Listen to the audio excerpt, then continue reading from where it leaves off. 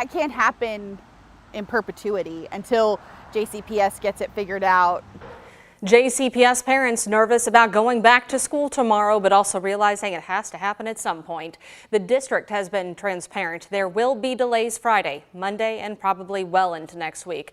But they also said getting kids back into the classroom is a must. Our Travis Breeze spoke to one family to see how they're feeling about tomorrow. Parents experienced a spectrum of different wait times on the first day of school, and they're not entirely sure what Friday will bring. But one family I talked to said they are going to go for it and hope for the best. So school itself was great. School itself was great, but the busing was a nightmare. Aaron and Oliver Hinson recounting the first day of school. Oliver has enjoyed parts of the 6 days off. So we have to do map testing pretty early on in the school year when we get back. Did not really want to do that. But he's looking forward to other parts of school. Oliver was successfully picked up here on the first day of school, but he had nearly a 2-hour delay to get home. His mom's main concern is that BusFinder still does not list his AM stop, and she had to make several phone calls to get it. My optimism waned a bit. Thank you for hanging in there with us. Thank you for the changes that you have made to your schedule. JCPS administrators have made short-term changes they believe will make Friday comparable to the first week of school in past years. Parents cannot access the bus tracking app yet, but they did train school employees so they can tell you where your child is. We are telling parents, call your school. If your child's bus is running late and you're wondering where is my child, you can call your school. If your school is unable to help you, you can call 485-RIDE. Hinson is thankful her son is in middle school and has a phone, so that is another layer of assurance. While her work has been flexible with her, she knows many parents are not so lucky, and she knows they need to get kids back in the classroom. I can't do that forever. I also can't leave my kids at home, so at some point we have to figure out how to get kids back into school. In Louisville, Travis Breeze, WHAS11 on your side. JCPS said it will be providing 26 additional staff members to sit in that front row with drivers and help with GPS along those longer routes. The district said 200 current staffs volunteered to help in this cause. We've already heard from at least one school saying it's letting its kids out early tomorrow to try and get students home in a more timely manner. Well, teachers say they are ready for students to come back after days of cancellations for this transportation issue. Tammy Berlin is a high school teacher and representative of the Jefferson County Teachers Association. She said it was upsetting to learn about the issues on the bus ride home after having such a great first day in the classroom. While students haven't been in class since Wednesday, teachers have still reported to work for several of those days. This week, I think there's been a lot of opportunities for us to do things to really be super ready in a way that we normally aren't. And I think most of us are looking forward to seeing the kids back on Friday or Monday. I know I am very much. And with our elementary and middle school students returning to school tomorrow morning, we'll have live team coverage on Good Morning Kentuckiana, monitoring any issues that may arise at those bus stops. Wake up with us on GMK tomorrow from 4:30 to 7 a.m. A 6-year-old girl caught in the middle of a road rage shooting in Louisville is finally home after spending more than a month in the hospital. Alexis Jones and photojournalist Alyssa Newton were there for the hospital's big send-off. It's the goodbye everyone has been waiting for. Very excited. I'm just ready for us to go on to the next chapter and tackle whatever challenges may come. 6-year-old Onyx Sands was released from the Fraser Rehabilitation Institute Thursday. The road to get here, her mother China says, was nothing short of a miracle. I know it's just been like 39 days, but we have come a long way. We started out in the ICU, and those were some of the hardest nights ever. Onyx was shot in the back on July 10th during a road rage incident on I-65. Since then, a wheelchair has become her new normal. But through it all, China says the little one hasn't lost her spunk. Spicy. My daughter's spirit is what's keeping me strong. So everyone comments, you're so strong, you're so strong. I don't know what I would do. How can I be sad and down about a situation that she's optimistic about? Dr. Catherine Schuster says that bright personality helped with her recovery and keep the hospital on its toes. Patients like Onyx make my job very easily.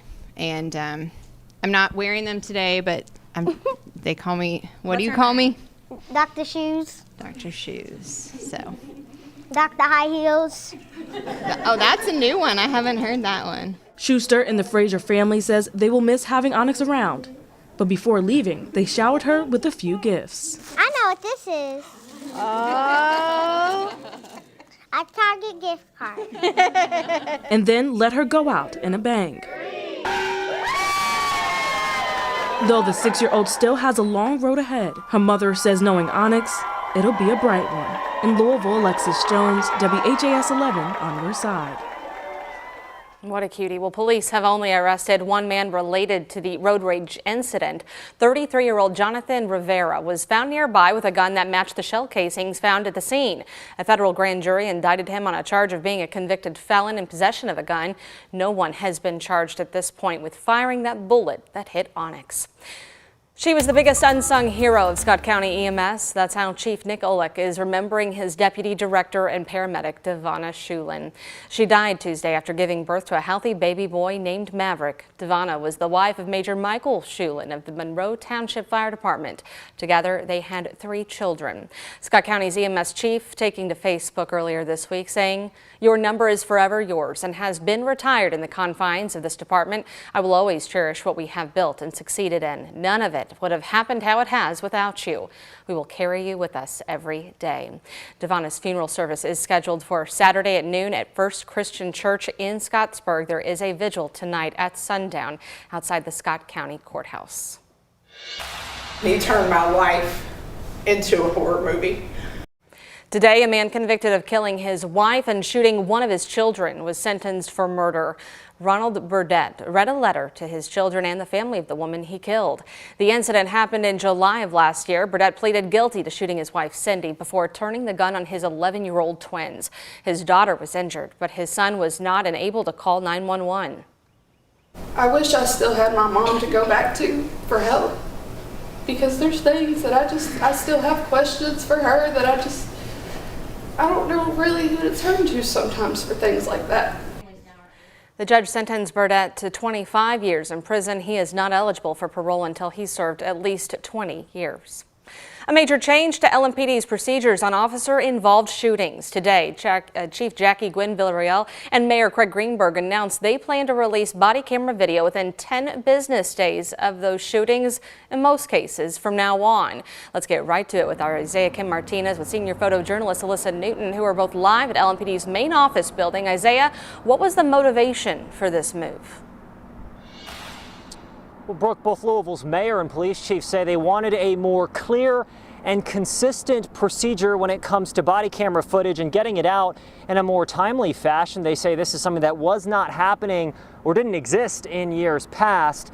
Now, LMPD's Public Integrity Unit will lead investigations where an officer is either hit in a shooting or fires his or her weapon and hits somebody else. Now, this is a major shift to what's been common practice in recent years. A Fisher-era policy made it common practice for Kentucky State Police to review these cases first, but they've been going through major backlogs leading to body camera video taking at times several weeks to release.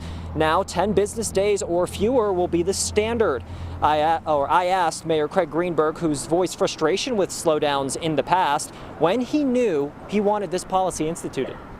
Wanted to get body cam footage out as quick as possible, regardless of what occurred. I think it's very important that the public have the ability to see what happened in this day and age. That is critically important. And I think everyone, all of the executive team of LMPD agrees that transparency is important. And so to me, this is a very positive step forward. Now, of course, LMPD says there will be exceptions to the rule when they are waiting on key witnesses to give statements first, and if there is just an exceptionally large amount of video to comb through. Deputy Chief Paul Humphrey also says from now on they will regularly release the names and work histories of all officers involved in an incident within 1 to 3 business days. Now, one quick note here, LMPD also says there will be third-party safeguards in this case. Once LMPD's PIU is finished investigating, they will send the case file over to the Commonwealth's Attorney's Office, Kentucky State Police, as well as the Office of the Inspector General for review. Brooke. Isaiah, thank you. And during today's update, police also released the body camera video of a shooting on Frankfort Avenue on August 3rd. We do want to warn you, this may be disturbing to watch. Officers responded to New Main Street near the train tracks across Frankfort Avenue just before 10 that night for reports of gunshots in the area. While they searched this neighborhood, investigators say shots were fired at officers. Metro. Shots fired, shots fired. A couple minutes after those shots were fired, police officers found the suspect, later identified as James Monty, in an alley. Police said Monty was pointing a gun at them, and LMPD freezes that video at that point, and that's when Officer Roberto Cedino fired his weapon, hitting Monty. We paused that video again before the shooting. It goes on to show officers perform CPR on Monty before EMS arrives. Monty later died at the hospital. The officer is now on administrative duty per department policy. He has 2 years of service with LMPD.